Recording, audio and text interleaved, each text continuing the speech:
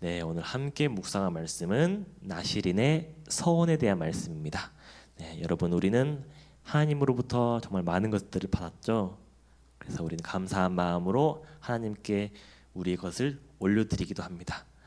그런데 구약 시대에는 하나님께 우리가 드리는 많은 것들 중에서 나 자신을 하나님께 바치는 그러한 제도가 있었습니다. 이 제도를 바로 오늘 본문 나실인 제도라고 합니다.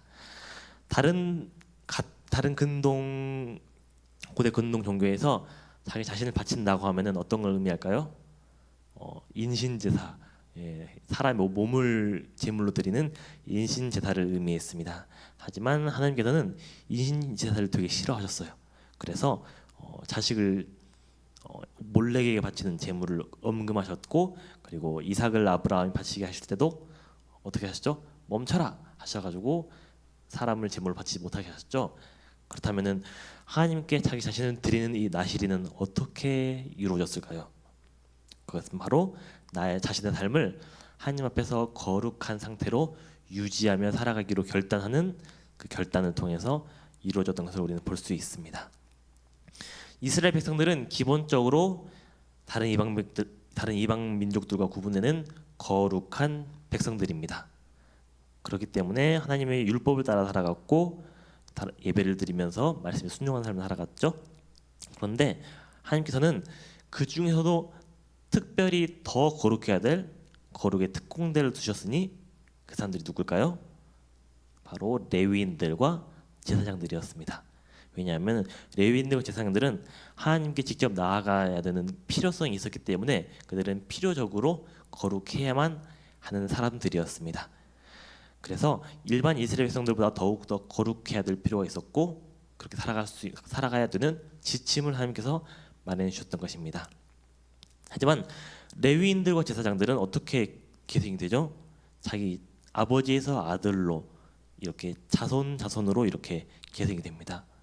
그래서 레위인이 아니면은 레위인이 될 수 없었고, 그리고 아론의 가문이 아니면은 제사장이 될 수가 없었습니다. 그래서 하나님께서는 일반 백성들에게도 하나님 앞에서 거룩할 수 있는, 특별히 거룩할 수 있는, 특공대가 될 수 있는 자격을 주시기 위해서 나실인이라는 제도를 두셔서 내가 레위인이 아니더라도, 그리고 제사장 가문에서 태어나지 않았더라도 하나님 앞에서 특별히 바쳐진, 특별히 거룩한 삶을 살아갈 수 있는 기회를 주셨던 것입니다. 나실인은 사실 두 가지 제도가 있었습니다.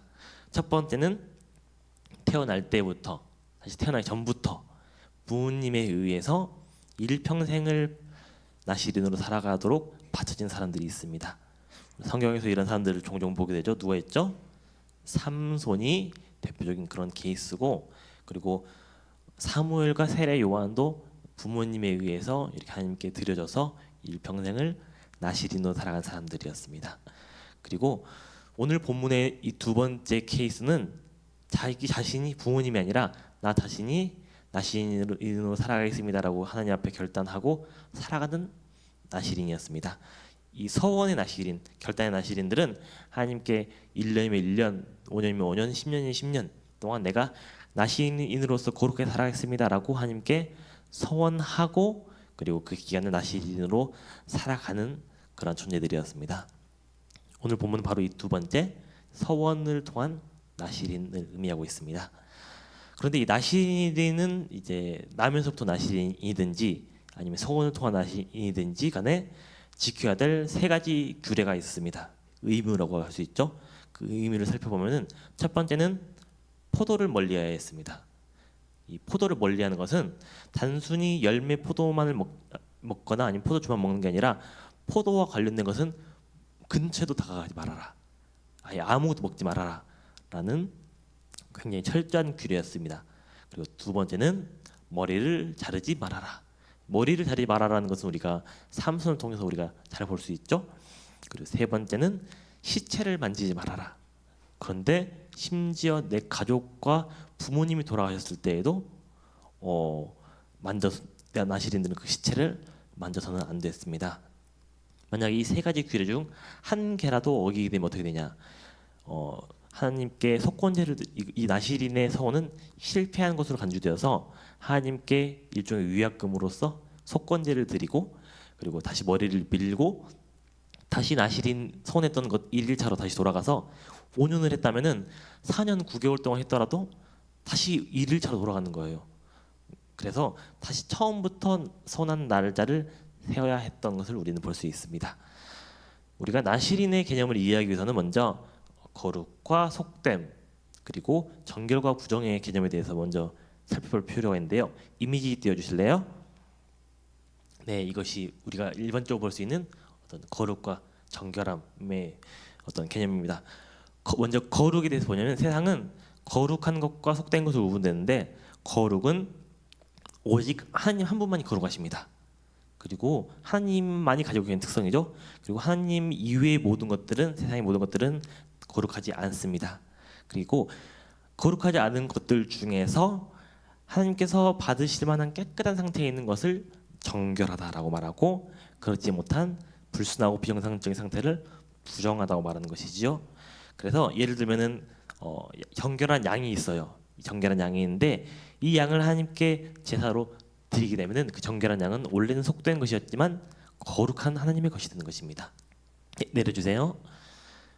네, 그래서 사람도 본질적으로는 어떻죠? 사람도 본질적으로는 속된 존재입니다. 하지만 하나님께서 그 사람에게 거룩을 부여해 주시고 넌 내 거다라고 말씀하시면은 그때부터 그 사람은 거룩한 사람이 되는 것입니다. 그런데 그 거룩해진 사람은 단순히 거룩의 속성만을 입는 것이 아니라 삶과 행동에 있어서도 거룩하게 살아가야 할 책무가 있었습니다. 만약에 그렇지 못할 경우에는 하나님께서 그 거룩을 거두어 가시기도 했던 것을 우리는 볼 수 있습니다. 오늘날에는 우리가 나시린 제도가 존재하지 않죠.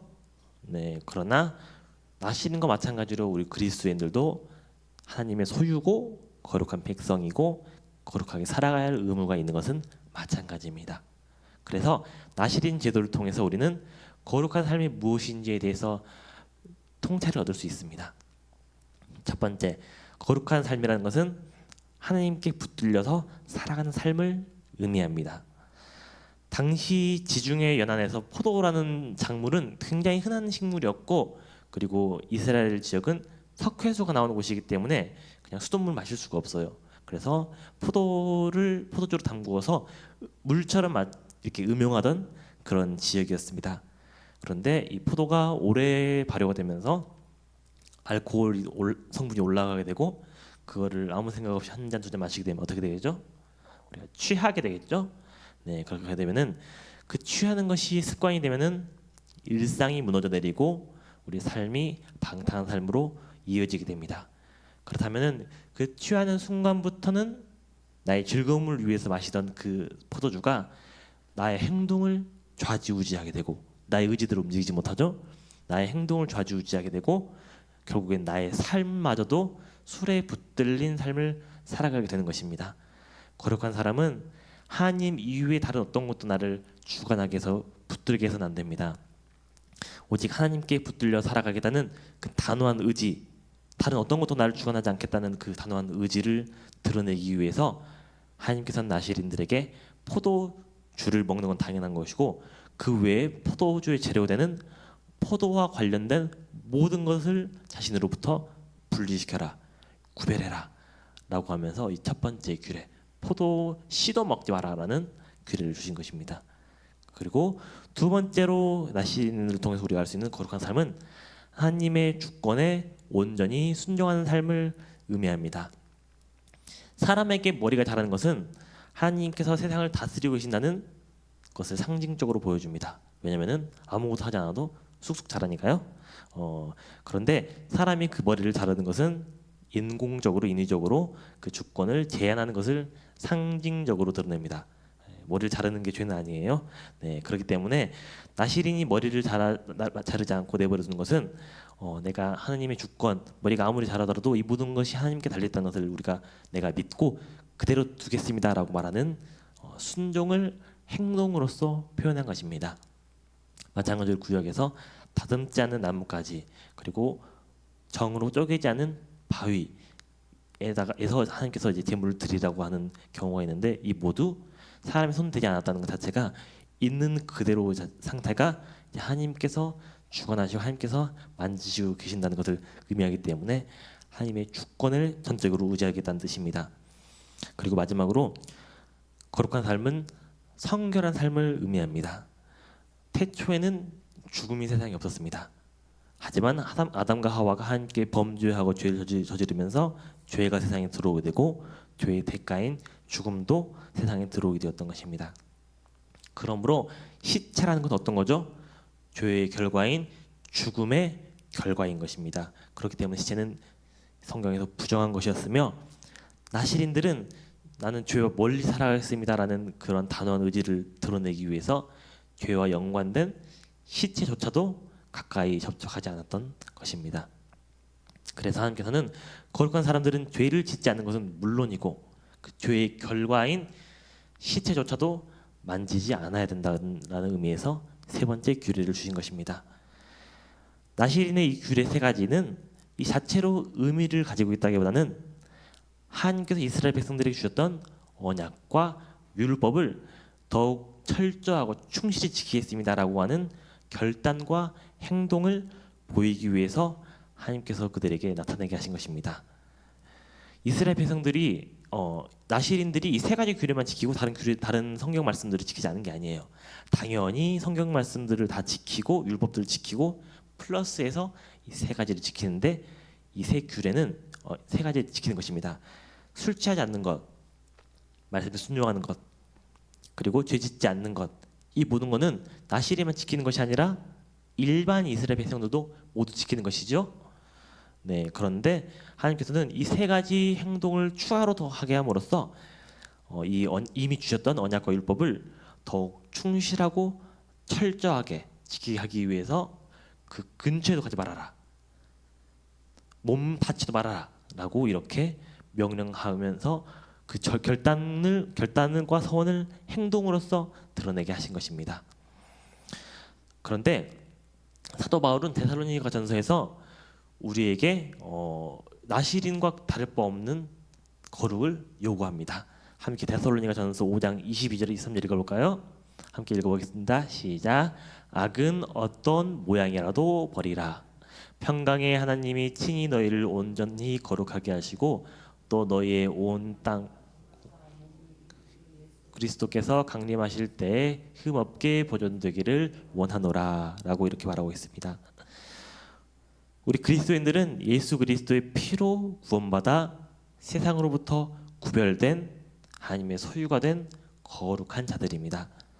사도 바울은 이 데살로니가 전서에서 우리에게 어느 정도 적당히 너가 할 수 있는 한에서 최선을 다해서 거룩한 삶을 살아라 라고 이렇게 말하고 있지 않습니다. 사도 바울은 악은 너가 그 모양이라도 그 비슷한 거라도 하지 말아라, 죄의 근처에도 다가가지 말아라 라고 하면서 철저하게 악과 죄와 분리된 삶을 살아갈 것을 우리에게 권면하고 있는 것입니다. 마치 나시린처럼요. 우리 주 하나님께서 거룩하신 것처럼 우리도 철저하게 구별된 거룩한 삶을 살아가야 하는데, 그 철저함을 나시린에 비교해도 결코 뒤지지 않는, 모자라지 않는 수준을 우리에게 요구하고 권면하고 있는 것입니다. 여러분, 오늘 함께 기도할 때에 우리가 정말 나시린과 같은 마음으로서, 이 시대 신약 시대의 나시린이 된다는 마음으로서 자원하는 마음으로, 서원하는 마음으로 하나님께 나 자신을 흠없는 예물로 드리기를 결단하기 바랍니다. 세상 너무나도 우리를 유혹하는 것들, 우리를 끌어들이는 것들, 악한 것들 많습니다. 우리가 그것들과 타협하기 시작하면은 어느 순간 구렁이 담 넘어가듯이 우리도 세상 사람들과 다름없는 삶을 살아가게 되기 쉽습니다. 그렇기 때문에 세상으로부터 오는 모든 유혹과 쾌락과 탐욕으로부터 나의 몸과 영혼을 지켜 거룩하게 하고 오직 하나님만 바라보며 하나님 닮아가는 삶을 살아갈 때 우리 예수 그리스도께서 주시는 풍성한 은혜와 사랑이 우리의 삶 가운데 넘쳐날 수 있다는 것을 우리 함께 경험할 수 있었으면 좋겠습니다. 네, 기도하도록 하겠습니다. 하나님 아버지 감사합니다. 오늘 나신의 성원을 통해서 하나님 앞에서 결단하는 삶, 하나님 앞에서 서원하는 삶이 어떤 것인지에 대해서 우리가 함께 배울 수 있었습니다. 나시린들은 하나님 앞에서 그 어떤 죄라도 그 어떤 것도 나를 통제하지 않고 오직 하나님만 바라보고 하나님만 따르고 하나님 말씀만 지키고 하나님만 닮아가는 삶을 살아가겠다는 그 모든 결단을 온 몸을 통해서 드러내기 위해서 포도주의 재료가 되는 포도의 근처에도 다가가지 않고, 그리고 머리를 자르지 않고, 그리고 시체를 만지지도 않는 그러한 결단의 행동으로서 드러냈던 것을 우리가 볼 수 있습니다. 하나님 아버지, 정말 우리의 삶이 나시린처럼 철저하게 그리고 충실되게 구별되고 거룩하고 분리된 삶을 살아갈 수 있도록 주님 도와주셔서, 세상이 우리를 유혹합니다. 세상이 우리를 끌어들입니다. 죄로 다가오게 만듭니다.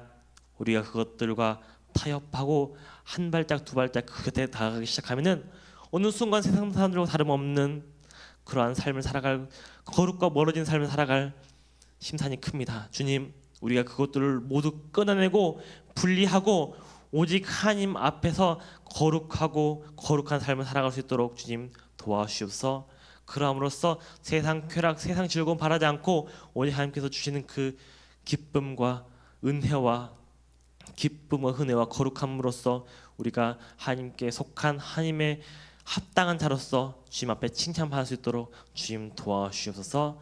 이 모든 기도를 주 예수 그리스도의 이름으로 기도드렸습니다. 아멘.